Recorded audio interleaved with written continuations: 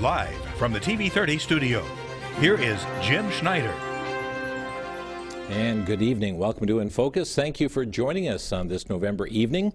So glad that you can be a part of this program. We have a lot of vital information to convey to you in the next hour. And so we would encourage you to have handy a sheet of paper, a pen or a pencil to jot down some bill numbers that we talk about tonight, some of the issues. We'll be providing you a phone number to the legislative hotline this evening where you can let your voice be heard on a number of matters this evening. But some of the things we'll be talking about tonight include things like election integrity. Talks about not allowing biological boys to be on girls' sports teams. And we'll be covering other issues, just looking as we talk about election integrity, as we talk about abortion and many other issues. So stay tuned for tonight's program inFocus. It is our monthly legislative update. With us tonight, Julaine Appling, who is president of Wisconsin Family Council. They are working actively to preserve God's plan for marriage, family life, and religious liberty in the public arena of Wisconsin, while also educating and equipping individual Christians and church leaders to do the same things in their communities. Julaine, welcome back. Good to be back. Always something to talk about. Yeah, there is. And you know, you were with us just 4 weeks ago, and I keep record of watching what new legislation has been introduced since. Over 330 pieces of legislation since you were here just 4 weeks ago. Well, this is a very busy time for our state legislature. Mm-hmm. So to remind everyone, we work on a 2-year cycle. It begins in the January of an odd-numbered year after an election. So that began in January of 23, this past January. So we're wrapping up the first year, and the legislature right now, Jim, is really pouring on the bills and the public hearings and all of that and floor sessions because they want to finish up their floor periods early next year. Mm-hmm. And so they can get out and campaign because we got all the state assembly up for election, half of our state senate, presidential election. So this is kind of crunch time to get these bills introduced, and then when they come back in January, we'll have another flurry like this, and they'll probably wrap up sometime in, well, late winter, early spring. Not only for campaigning, but they really don't like ruffling feathers before an election either. You know, passing legislation that may be controversial, so they want to let as much time pass as possible, my opinion, before the people go to the polls and vote. No, you're absolutely right, because we're in this kind of weird situation right now, mm-hmm. where we have a Democrat governor and Republican majorities in our state legislature, and they know a lot of what they pass is going to be vetoed, but it makes good messaging for them. But you are exactly right. They want to get the more controversial things done earlier in the session so that people's political memories, they hope, are very short, yeah. and they will not recall those things when we get ready to go to the polls. Before we talk about state issues, I'm going to talk about a county issue in Milwaukee County, because I was looking at a website, lifesitenews.com, and came across this headline. Milwaukee County proclaims that bodies of water have rights. I thought, what is this thing all about? And I went to the Common Council's, to the Board of Supervisors, County Board of Supervisors website, and sure enough, Julaine, there is an amendment there, a resolution rather, which has a file number of 73785, and it is supporting the rights of nature movement across waterways, bodies of water in Milwaukee County for protection, ensuring human activities do not interfere with nature and its ability to be healthy, robust, and resilient, all part of the plan to have carbon neutrality by the year 2050. And I read through this, and it's like, here we can't protect the preborn in the womb. We can't give human rights to that unborn baby, but yet we want to give rights to a body of water? Well, this is where a non-biblical, non-Christian worldview will take you. It takes you places you never dreamed you were going to go. Mm-hmm. And if you do, as I know you have, Jim, you read through this and you realize this is an influence of the Native American tribes in our state. And it has to do with their worldview, which is not the same as a Christian worldview. Mm-hmm. They worship nature. And so now they're telling us to treat the bodies of water as if they were persons, right, to give them the same rights that we should be giving everyone, including our unborn babies in this state. And it is trying to accomplish a political purpose, as you know, climate change and all of that goes with it. But they refer to rights of nature protection that they want to give this. They're taking all this language that is should be about people and applying it to bodies of water. Yeah. This is nature worship. That's what this is. And it's the extension of a godless worldview. You know, what's interesting is this went before the committee, and it had a vote on, what was a public hearing on the Committee on Community, Environment, and Economic Development. They did this on 9/11 of all dates, and when it came for a committee vote, at the bottom of the page will say there were 4 ayes, one that was excused from the committee itself that day, was not in attendance, but that person was back at the County Board of Supervisors meeting and did vote for it. But as it came before the County Board of Supervisors then on September 21st, motion was made by Supervisor Taylor, resolution to be adopted. The motion prevailed by the following vote. And when you look at the vote, every supervisor in attendance voted in favor of this. That I don't understand, because we do have people on that Milwaukee County Board of Supervisors who are conservatives. So I don't know. I can't explain that. This is not something that I think is in the best interest of Milwaukee, and it's not in the best interest of the people of Milwaukee individually, collectively, corporately, however you want to look at that. They said this is the first county in the state to do this, which, you know, likely we're going to see other counties follow the example. Well, it's like things that happen in California. If they don't stay in California, eventually they reach the Midwest. Things that happen in Milwaukee spread all the way through the state, because this is our largest county, population-wise. I think it's unfortunate, but I think it's very instructive for people to understand this is where a worldview can take you if you don't have the right worldview. Take you places you never dreamed to go. Julaine, the legislature has been back in. We said they've been very, very busy introducing lots of legislation, and something that they passed through very quickly is Assembly Joint Resolution 82, and it's already enrolled as a joint resolution. It's been passed, but this is something that is condemning the actions of Hamas and standing by Israel. Well, this is one of the things the legislature has gotten right, in my opinion. A quick condemnation of what's happening over in the Middle East right now with Hamas and Israel. Tragically, and just as I still find it hard to believe, Jim, that when the Hamas attacked Israel like that, there was nobody saying, "Oh, God, back off, back off." Now Israel is retaliating, and everybody's saying, "Oh, no, you can't do that." You got right. Just amazing. But the most important thing to me about this resolution is the last sentence. It says that Wisconsin stands in solidarity with the Israeli people and reaffirms its unwavering commitment to Israel's sovereignty and security. Yeah. That's a powerful statement to come from our state legislature. I did not look this up, but I have a funny feeling this was probably passed on a voice vote in their last session that they had the middle of October.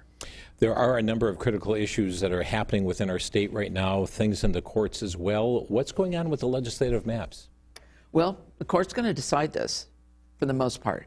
There's 2 lawsuits that have gone directly to the state Supreme Court. Real quickly, when we talk about a direct action petition to the Supreme Court in our state, it means they're skipping the district court, they're skipping the appellate court, and they're appealing directly to our state Supreme Court, saying it's going to end up with you anyway, it's important, you need to pay attention to it. So those 2 lawsuits were there. They adopted one, so that's in process. I anticipate that they'll have a hearing, oral arguments on that very soon, because if they're going to actually follow through with requiring the redrawing of those maps, remember, these are the legislative maps affecting only our Assembly and Senate districts, not our congressional district. No. So, but look, the liberals really want this. They want to throw everything into turmoil going into 2024. All the senators that were elected in 2022, they want to make them face a re-election again in 24. They shouldn't have to stand for 4 years. Now they're asking them to do it in 2 to satisfy this. So if that happens and these districts get much closer as far as red versus blue, conservative versus liberal, then lots of things are in the air and are. We could end up in 2025 after the election next November, 1 year from now, with a very different composition in our state legislature. Right. And what's interesting in all of this, too, is that you may have legislators who are no longer living in the district that they represent by their redrawing of lines, whatever the court would decide. Well, they get a little time to determine, whether they're going to move or whether they're going to try to stay in the district. There are some provisions there, but I don't know. I think everybody I've been talking to has been pretty well resigned that this is going to happen that we're going to have new districts because the Supreme Court is going to do it. We know Janet Protasewicz got elected, and she came out and said she used 2 words to describe the current maps: rigged and unfair. Right. So if that's not her personal position on the issue, I don't know what it is. It's a declaration of what she believes, and if you believe they're rigged and unfair, don't we pretty much know how she's going to vote? And we have no indication that she is going to recuse herself from that case. Well, we have every indication she won't. She's already come out and said, no, I don't have any reason to recuse myself. And we should remind our viewers, Jim, that in Wisconsin, recusal is pretty much left up to the individual members on any given issue. Whether they can, with a clear conscience, say, I don't have a conflict of interest, or there's nothing that prevents me from taking part in the oral arguments and voting on this particular issue. Yeah. So, look, this is what the liberals wanted. They wanted a flipped Supreme Court. That's why school choice has been thrown in there. That's why abortion's going to be thrown in there. And let's talk about that, because school choice is also perhaps on the chopping block. Oh, I mean, it is a case that's been submitted to do away with the tax dollars going for school choice, even though it's interesting. Every student that enrolls in school choice is saving the taxpayers' dollars. You know, I wish that message resonated with people. But what they hear is you're robbing the public schools. I mean, that's the whole, if you read that, the brief they submitted, that's the essence of their argument. You are robbing money from the public schools, therefore you're diminishing the value and the opportunity for public school students to have, you know, a good education by taking this money out. The bottom line is, yes, if the average cost per student right now in Wisconsin is somewhere between $12,000 and $15,000, the highest you could get on a voucher would be for a senior high level, 9th through 12th, and I think it's a little over 12 right now after this last increase that the budget gave us. So just say if it's just high school, you're saving taxpayers $3,000 per student. Per student, yeah. So it does save taxpayers money. It gives an excellent return on investment. The scores show that in reading and math in particular, those students that are in those choice schools are excelling over their peers in public schools. But this is another case, and I want to make sure I explain that clearly. They skipped the district court, they skipped appellate court, and they are petitioning the state Supreme Court to take that case directly. Now, this court has not told us whether they'll accept that case or not. As you well know, I am not a betting person at all. But I'm pretty sure they're going to accept that case.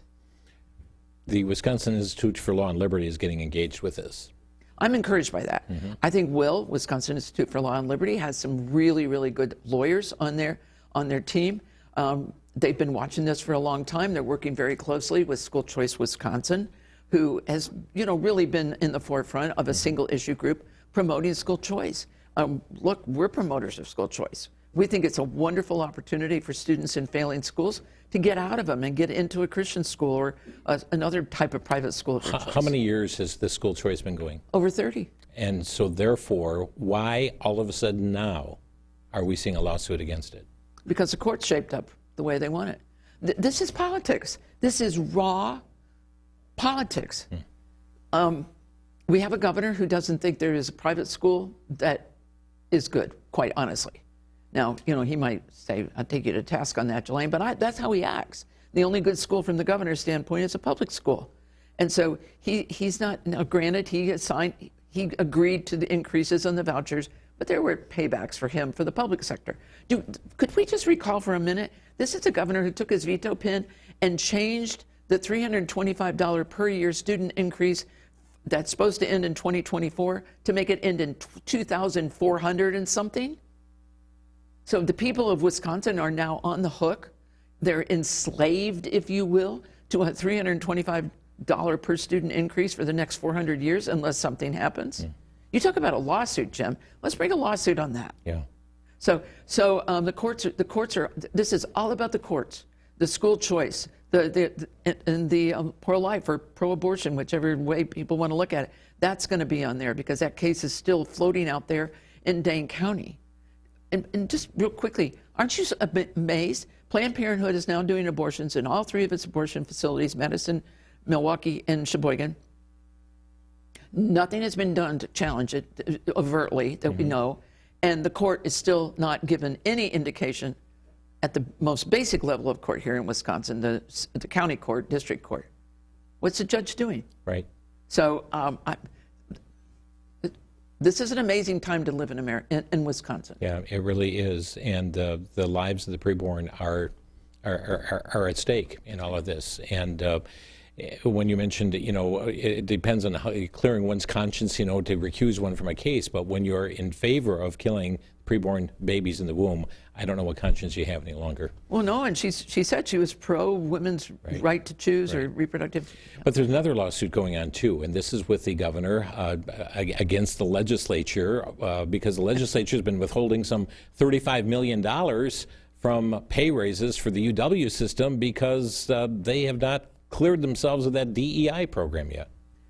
Who is really doing well out of all this? All these attorneys that are big time handling this.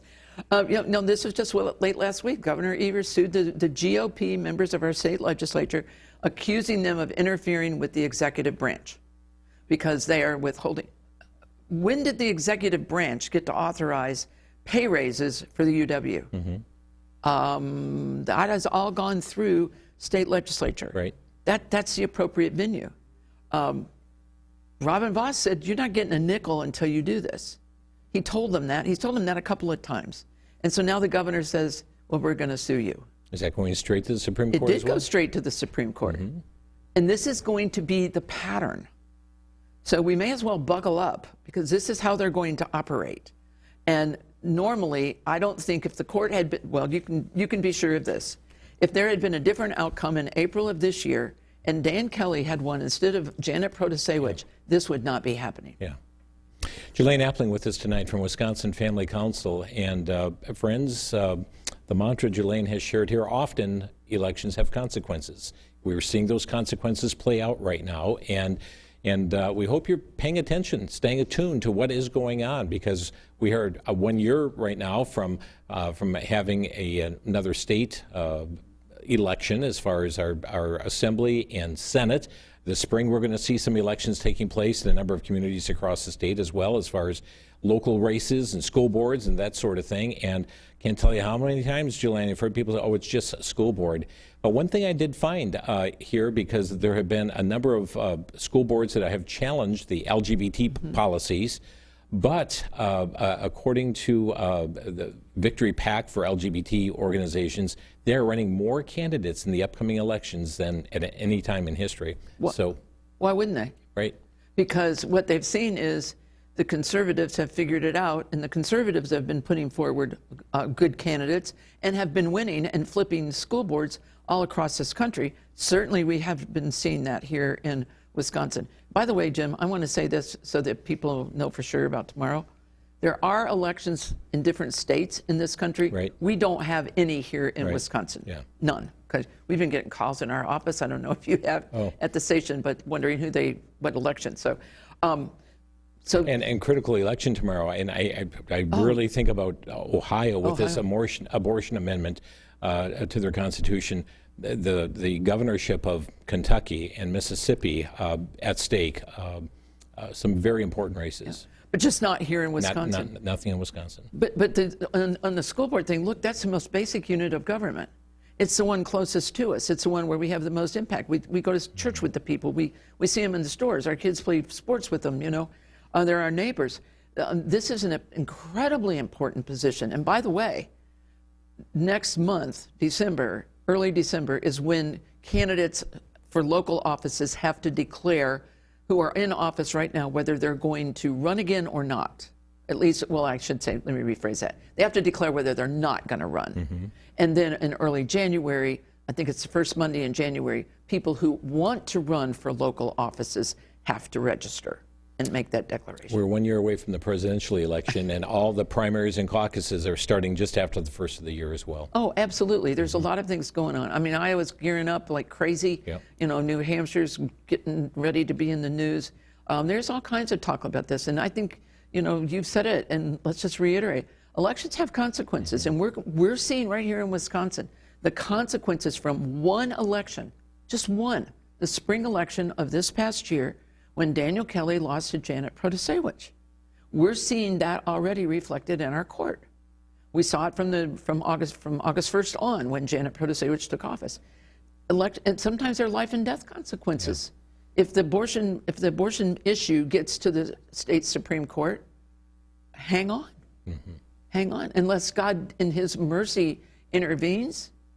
And I pray that he works in the hearts and minds of those justices so that they will do the right thing. I'm not sure, I hate to say it, but I think they find a right to abortion in our Constitution.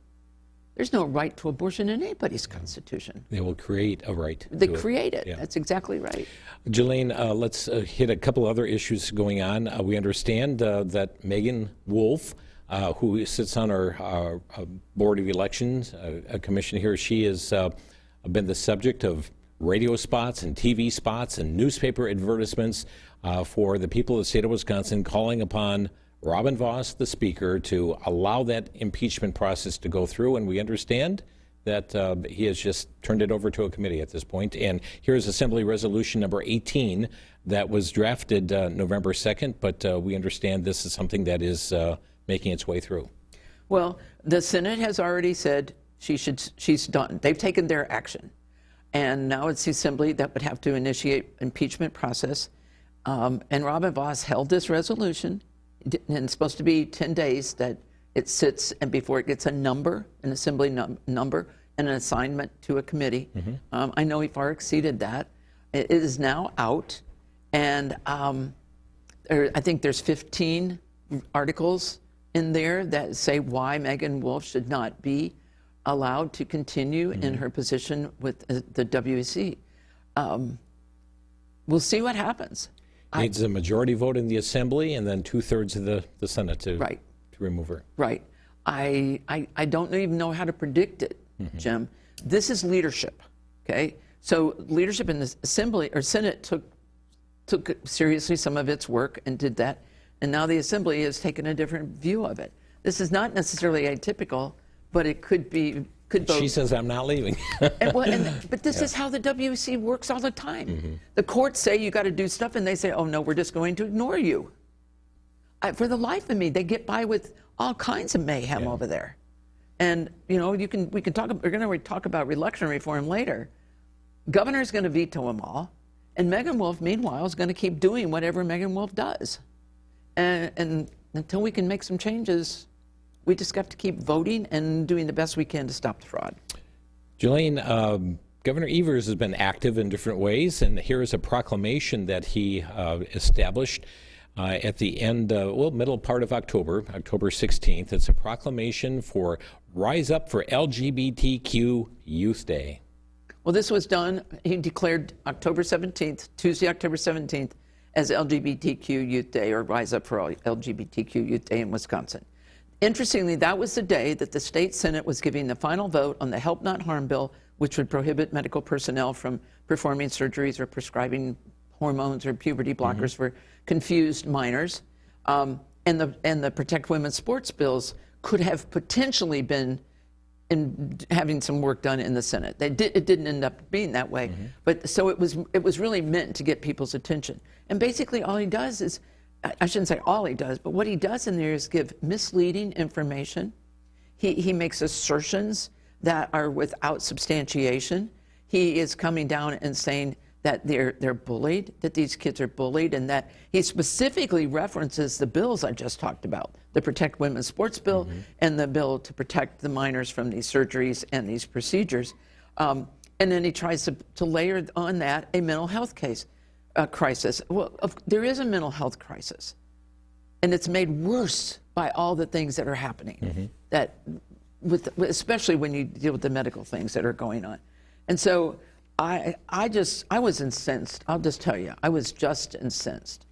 And so in response to that, Wisconsin Family Action had put forth a proclamation, Rise Up for all Wisconsin youth. I've got a copy of that before me here. Well, and thank you, Jim, for talking about it. To me, the governor needed some pushback. He gets a free pass all the time on so much. And so I thought, what can we do that will push back on it? What can we do that will encourage people and help them understand what it is? And so we talked about what is in the best interest of all young people and how it's not fair for young people to not have an even playing field in sports. So that means biological males ought to play against biological males, not against biological girls.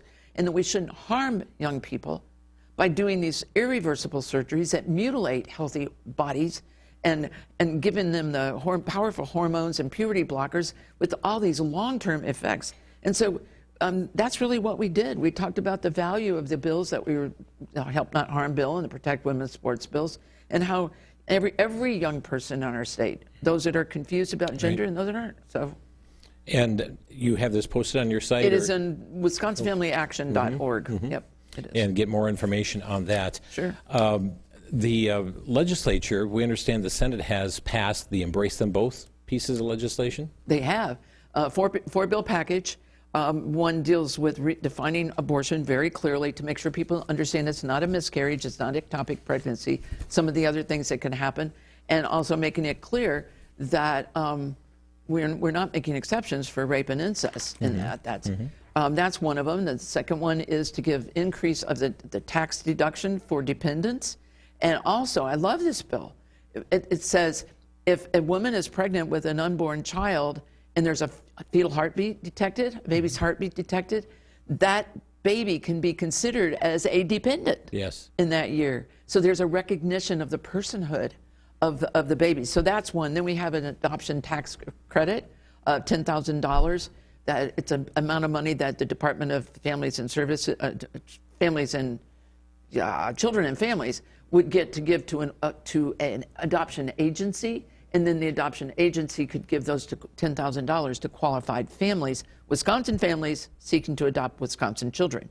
And then the third one is to fund our pregnancy care centers through giving $1 million a year to Choose Life Wisconsin, which is the organization that gets some money from the sale of the license plates. And then Choose Life Wisconsin would then in turn distribute grants up to, I believe it was $50,000 to any pregnancy care center that qualifies. And this is Embrace Them Both, because it's about helping to protect the unborn baby, but also showing we care about the mothers and the fathers that are involved here. So what is the status of that? Has it passed both houses? No, not completely. Okay. The Senate is scheduled to vote tomorrow on the tax deduction one for the dependents. I believe the Assembly passed them all.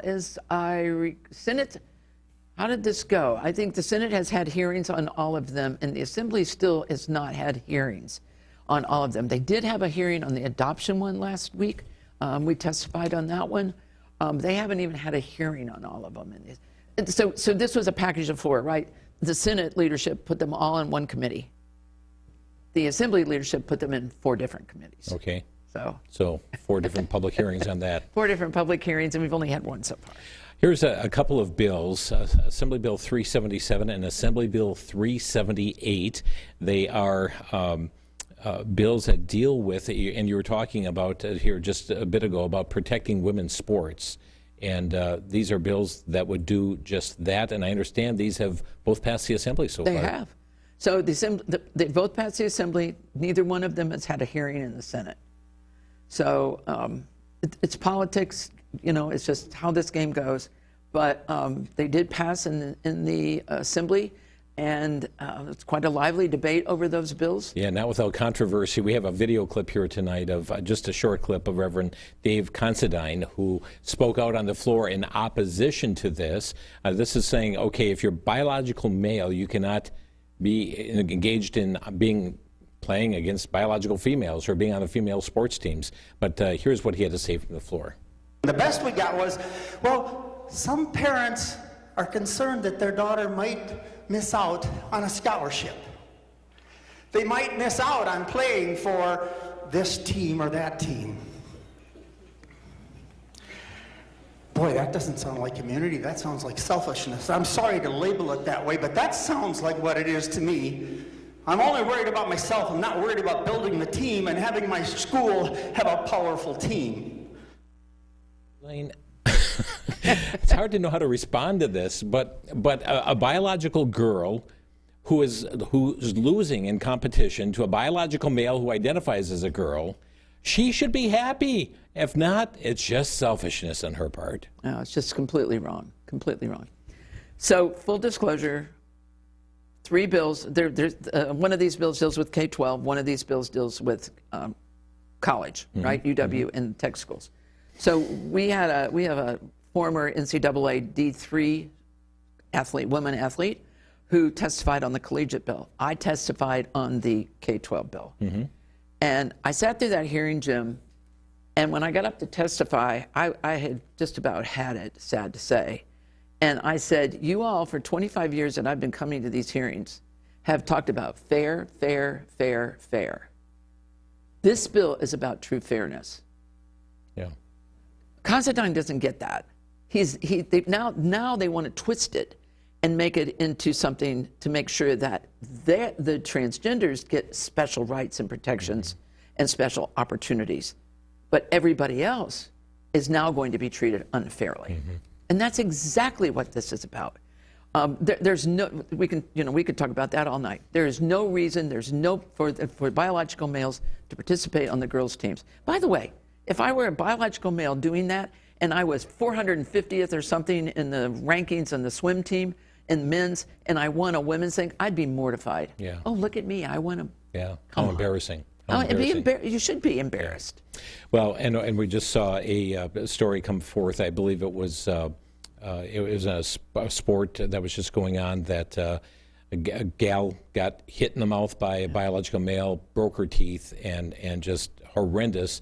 The brute strength, that is there at times, and I think it's one of the martial arts recently. They were doing actually some of the wrestling and so forth, and realized some of the gals were realizing this is a biological male I'm up against. I can't compete with the strength.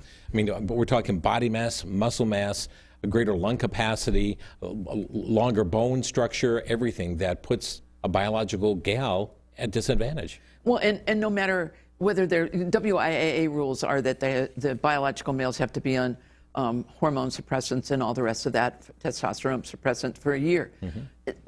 I don't care how long you're on it. Yeah. It doesn't change the muscle. It doesn't change the bone length, as you were talking about. It doesn't change a lot of the things that make the men stronger, and better at some sports. Follow the science. I'm telling you, I was 6 feet tall when I played high school basketball, and if I played center on a championship team my senior year, I'd have been furious if somebody came in because he could jump 3 inches higher than I could or run faster down the court. I'd have been brokenhearted and angry. Yeah. And it would have been wrong. It is wrong, and it's not. This is about fairness. Those bills, Jim, are about fairness. So I hope that the Senate will move on. Remember last session, the Senate did not move on those bills. They never went to the governor.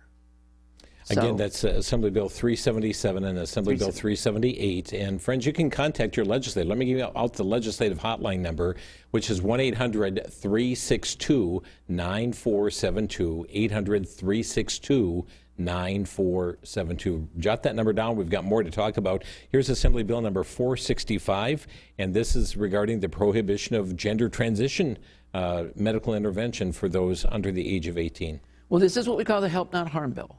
This is a bill that would stop medical personnel from doing these things for confused minors. This bill has passed in both houses. It just is waiting to go to the governor. So, unfortunately, he has already said he will veto it.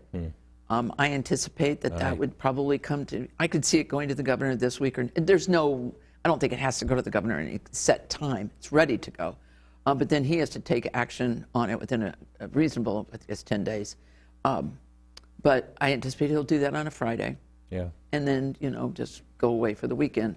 But this is a pretty good bill. It's a bill about protecting young people from themselves. They're not ready to make the kinds of decisions that need to be made. And it's in their best interest, for sure. They need real help and not harm. There are some other bills that are going on that have similar themes to them, and so we've put those together here. October 18th, since you were on with us last, has been introduced Assembly Bill 502. It has a Senate companion, Senate Bill number 479, and this deals with minors who've been injured by gender transition? Right. It actually, you could kind of think of it as a companion bill to AB 465. The AB 465, as introduced last session, had this kind of language in the bill itself. It's not there. But people who have been harmed by this need to have a recourse, a legal recourse. Jim, you're beginning to see lawsuits percolate along now by people who were harmed by this. Just saw one here in the state of Wisconsin that's getting underway. It's minors who had these kinds of treatments. I shouldn't call them treatment. I hate the word treatment for this because treatment implies it's helpful for something that's wrong. This isn't wrong. Yeah. These are healthy bodies. So it allows them to file. Body mutilations, right? It is body mutilation and causing sterilization, infertility, and all the rest of that, and lifelong issues. So Assembly Bill 502 is really about allowing them to be able to go to court and take a civil action against the perpetrator. We also have here the Assembly Bill 503, Senate Companion 478, and this talks about intentional exposure of genitals. Well, this bill and the next one we're going to talk about came about because of the nude bike rides that are happening. One in Madison, that's the kind of the granddaddy of them, and Milwaukee and one as well. in Milwaukee. And they do this down around the Capitol in Madison on Saturday morning while the farmers market, which is very, very well attended, families everywhere around there. We're going to add all four of these bills here together. Sure. And what happened is this year they featured a 10-year-old girl in this nude bike ride. And a picture ended up on some kind of social media, I believe it was Facebook. And a county supervisor over in Dane County had it. And he came to the legislature and said, look, we got to do something. So these bills, I sat in on the hearings on these two bills. These bills are about redefining, kind of redefining obscenity and removing the word obscenity and using the word intentional so that it's clearer, because this is intentional. It's very, if you're going to get on a bike, in your birthday suit, it's intentional. Right. So I've never sat through a hearing like that. I hope I don't. It was not a pleasant experience to hear, because here's where they landed. Because the next bill, you probably want to talk about that quickly, but this is about children at events where there's public nudity. Free speech. The nudity is now free speech. That's Assembly Bill 504 here. Yeah, and they put these two bills together, 503 and 504, and said, we have a right to do this. You don't have any right to stop us. You're trouncing on our free speech rights. And there you have, courts are not helping us in this area because the courts are continuing to define action as speech. I'm not sure that's the original intent of the First Amendment, but because at what point does that stop, Jim?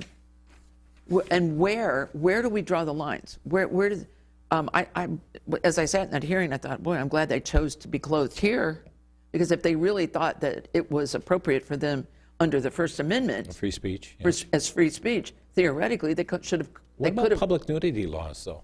Well, we do have them, but apparently they're not enforceable at some point. Here's the other thing that goes with this: they're hiding behind the fact that this was a protest, that these bike rides are protests against climate change, fossil fuels, and that is a declaration of body positivity. Oh, my word. So one Republican legislator asked one young woman who was there, who had participated in the ride, who talked about body positivity. He said, so you need 60,000 people to affirm your body? She was kind of at a loss to know what to say about that, because the smokescreen was lifted. But what's happening is they're applying for these bike rides as protests. Now you're in to the freedom of assembly. And there is, again, a First Amendment issue for them to be able to do that. In fact, the guy that heads it up in Milwaukee said that he was told by the police department, and this was in the public hearing, the police department told him that if it was in the form of a protest, that they could do that. They could ride nude. Well, the prophet Jeremiah said, the heart is deceitful above all things, desperately wicked, who can know it? And we're seeing that on full display. This was, yeah, like I said, I hope we don't, Yep. I think these bills will move in the state legislature. I really think pretty much the state legislature let kind of the arguments go in one ear and out the other in some ways. But the governor, I don't think he'll go against that grain. We time is going quickly here, but let's quickly mention some of the bills dealing with election-related matters. The first one I have here is Assembly Bill number 93, and this is verifying citizenship for voting. We understand there's been some movement on this, or a hearing coming up. Right, and actually, it's going to be voted on in the Senate tomorrow. Tomorrow, and it's ready to vote in the Assembly. So there's nothing that should stop it.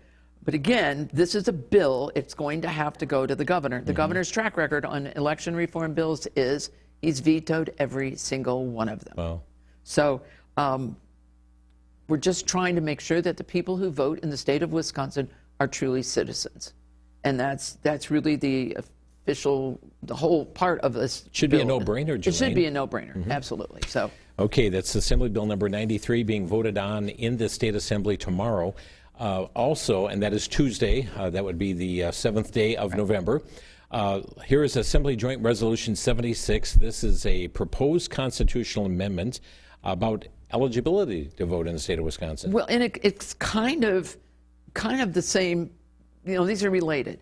But here's the difference. Assembly Joint Resolution 76, which will be voted on in the Senate form of it tomorrow, as you mentioned, the governor has no say.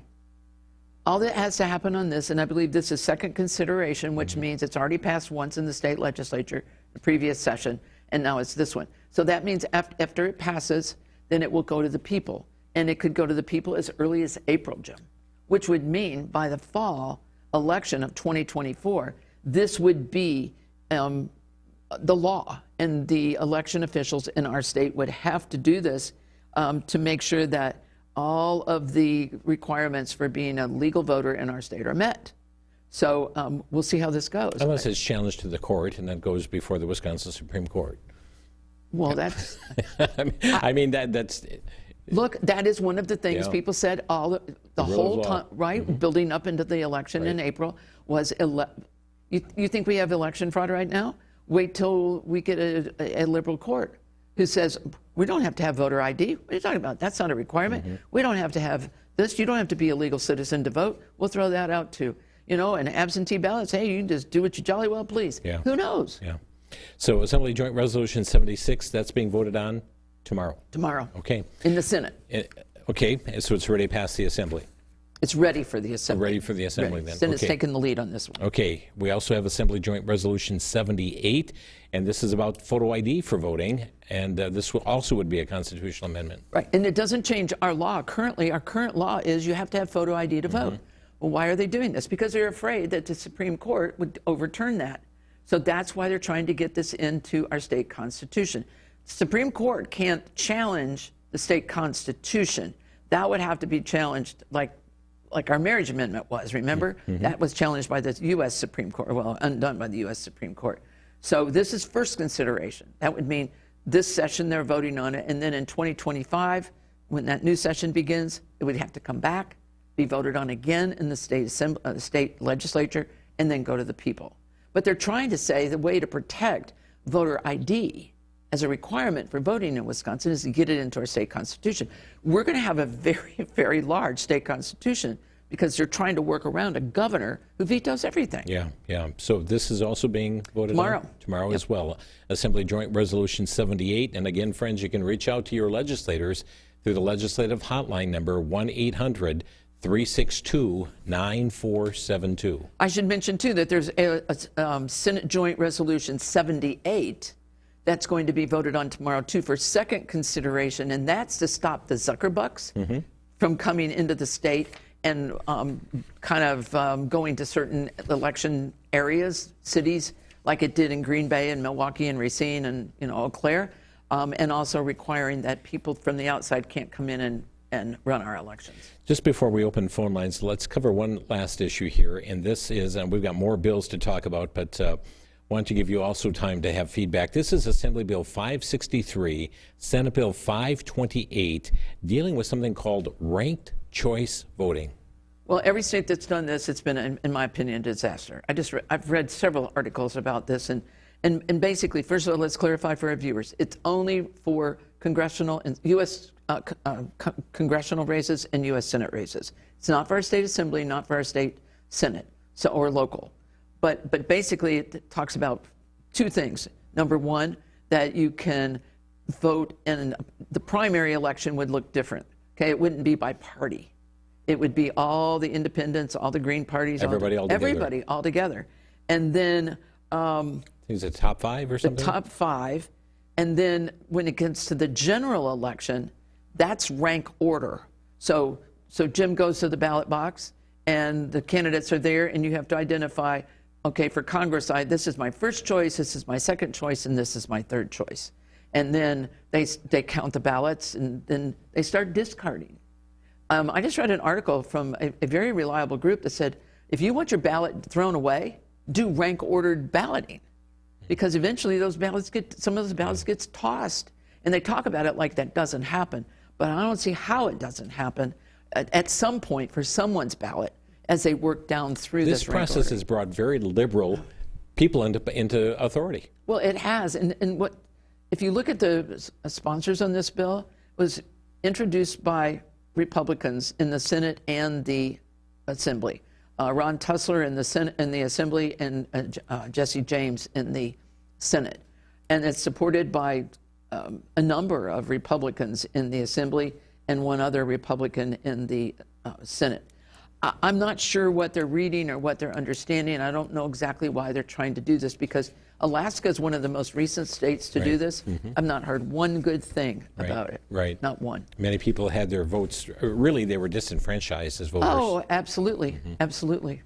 Friends, let's open some phone lines here tonight. If you have a question on any of these issues we've talked about here tonight, or a brief comment, you can call in 414-935-3030. Maybe you got an opinion on some of these matters. Maybe you want to talk about the ranked choice voting, or requiring by constitutional amendment the photo ID. Maybe it's that of, you want to talk about the matter of biological boys playing on girls' sports teams, that legislation we've talked about tonight. 414-935-3030, toll free. You can reach us at 800-733-8830. That's 800-733-8830. If you want to text in your comment, send us your first name, the city you're texting from, and send it to 414-439-3585. That's 414-439-3585. Friends, there are so many issues here on the table tonight. We'd like to hear from you this evening. Your questions, your brief comments, your text here this evening. We'll keep those numbers on the screen where you can get through to us here tonight. Julaine Appling with us from Wisconsin Family Council. Would like to mention you do have an event taking place tomorrow night. We do. And you're calling it We're Still Here for Such a Time as This. Well, I've just been very impressed, the urgency of the hour. We have a huge election year coming up all across this country. Certainly Wisconsin is, again, believe it or not, a targeted state. And I think we just need to keep understanding that we're here by design, on purpose. We're not just beating in time, but God's got a plan. Yeah. And he expects for us to be good stewards of the opportunities we have. And I don't know how much longer the window of liberty it's going to be open, Jim. Really don't. And so I think we did a similar theme in 2020, but I just can't get that out of my head that we are still here, and it is God's plan. Yeah, and it seems more relevant today than even then for such a time as this. That's right. So it's tomorrow evening. We start at 6 at the Birchwood Grill there right off 94 in Kenosha, and 6 to 8, there's no charge, supper's included. We'll do a presentation, take time for Q&A, and we still have some room. So people can register? They can call us at 888-378-7395, or check out the website that's there on the screen and just go to the top expanded menu and choose events. So friends, lines are open right now, 414-935-3030. I mean, we have covered so many issues here tonight, and friends, we trust that you'll take time not only to digest the information, But do more than just throw up your hands and say, what can I do? Just that you're engaging in these matters. And one of the ways you can do that is by staying in contact with Wisconsin Family Council and being a part of their email list and saying, add me to your mailing list. All you need to do is you can go to their website. You'll find ways that you can connect with them or call 1-888-378-7395. That's 1-888-378-7395. wifamilycouncil.org is the website. And friends, there are so many issues going on. Think of the hundreds of bills that have been introduced just since Julaine was with us last week. They'll put email alerts, and they'll alert you what they're working on and matters that are going on and positions on various issues. So tonight, let's take your phone calls. We'll begin with Deborah in Milwaukee. Hi, Deborah. You're on the air. Hi, Brother Jim. I just wanted to comment on this naked biker ride. Mm-hmm. It actually took place in just blocks from my house. And I had looked out, I saw cars. I thought, what's going on? So I called my daughter, because when you had the announcement about call your mayor, and I did all of that. Yeah. And voice opinion that it should not take place and stuff. And then there's more and more. And so I call my daughter. I says, look it up and see. And she called back. She goes, Mom, that's that naked biker ride. Right across the street is a park. There were children playing. I wondered how it would be. I mean, we are born again. Yeshua has washed us clean of our sins. So Adam and Eve were in the Garden of Eden. They were naked. They were not ashamed. If we went out there now and said, well, okay, we are clean of our sins, so we want to go around naked, they would have a fit. They would definitely call it nudity and everything else that they could. Yeah. And one other comment, as far as the boys going on the girls' team, how would they like it if a girl insisted on joining into the boys' sports and they lost because they had a girl that couldn't, she couldn't do the relay fast enough? It's just so mixed up. We definitely need to repent, and we need to be looking up and standing strong. Deborah, thank you so much for the comments here this evening. Julaine, often we're not seeing so much the girls going on the boys' team because when they have qualifyings, they're not qualifying. But a fellow who will do, rank, poorly even with the guys, oftentimes can come out in one of the top contenders within the girls' sports. Well, and that's exactly right. And it seems to be tilted in that direction. Mm-hmm. And by the way, a girl participating in a boys' sport is probably it's could get hurt. I mean, there's no doubt about it. Mm-hmm. But she's not usually transitioning. She's usually playing as a girl, wanting to play on the boys' team. But this is a biological male who says he's a girl, who's trying to say, I deserve this because I say I'm a girl. So, and we've talked about some of the physical things, but this is also about sharing restrooms. Mm-hmm. It's about sharing locker rooms and changing rooms. And, when you get to the university level, they take overnight trips. They're playing out-of-state games, so they're staying in hotels. Right. There's so much at risk here, so much at stake here. So, we kind of camp on the boys playing on the girls' teams because it's so... That's where it's really prevalent. Well, it is prevalent, and it's out of balance. It's more out of balance that way. We're seeing men win in women's weightlifting championships, swimming events, martial art related. The list goes on and on as to what is taking place there. 414-935-3030 is our number. 414-935-3030, toll free. 800-733-8830. And to text in your question or comment, 414-439-3585. Julaine, we know that there's a ton of other election fraud-related bills that have been introduced. Election integrity is high among the minds of voters, and there are some voters that are tempted just to give up, saying, what value is this? How do I know my vote's actually going to count? Well, you're right. Last session and this session both, the legislators have been trying to find ways to craft bills to address some of the fraud. And nobody's saying that the fraud isn't there. Mm-hmm. They're saying, what can we do to mitigate the fraud, to mitigate it? Look, we're human beings. There's always going to be some measure of fraud. But we know that it was large. It was systemic, if you will, on these past elections. And so There's 3 or 4 bills out there right now that are looking at how do we handle absentee voters and votes? When do we count them? How do we count them? What kind of reporting? There's bills out there about what do we do with nursing homes, and places where people are in rehab homes, and how do we handle that? How do we deal with the absentee ballot envelope? What do we require of clerks and all of that? The constitutionality of the ballot box there, the drop-off boxes. Yep, absolutely.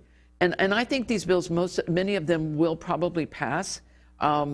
They've had public hearings in at least one house on a number of these bills. They'll probably go to the governor, and he's going to veto them. I'm just going to tell you, I wish that weren't the case. He's not interested in changing the status quo. The status quo has been in his favor in recent elections, right? So we cannot afford to say, it's just stealing my vote. I'm not going to mess with it. I'm done. I'm just not going to play anymore. We can't afford that. Scripture nowhere gives us a free pass to say, if you're afraid that something's going to happen, then you just draw back. That's not what Scripture says. So we have to continue to be informed voters, prayerful voters, and make sure that we share information with others and encourage them to go vote. We get out and we become poll workers or poll watchers. 2 different things, but they need both.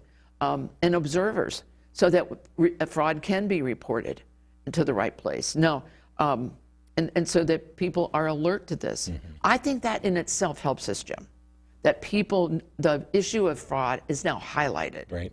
So that doesn't mean that the people who are bent on doing that haven't found new ways to do it. I'm not ignorant or naive about that, but I do think it's highlighted a bit. My people are destroyed for lack of knowledge. Somebody's texting here. This is Denise in Franklin. Where can I go to get all this information? I cannot watch the repeat of this program tomorrow. There's so much information. Let me just mention 2 things. Number 1, we will archive this also on our website, vcyamerica.org, vcy.tv, so you can watch it on demand, vcy.tv. But what I stated earlier, get plugged in with the Wisconsin Family Council. And that's true. On our Wisconsin Family Action site, we have on the top menu bar, we have bills of interest. And on there are all the bills that we're watching, our position on the bills, and the status of the bills. So that people, it doesn't tell you it doesn't tell you how you should think about it. It just says, this is what we're doing. And friends, you can go to their main website, wifamilycouncil.org. 1-888-378-7395 with additional questions. But again, we will archive this at vcy.tv. Julaine, thank you for being with us. Thank you, Jim. And friends, thanks for watching the program called In Focus. Good night.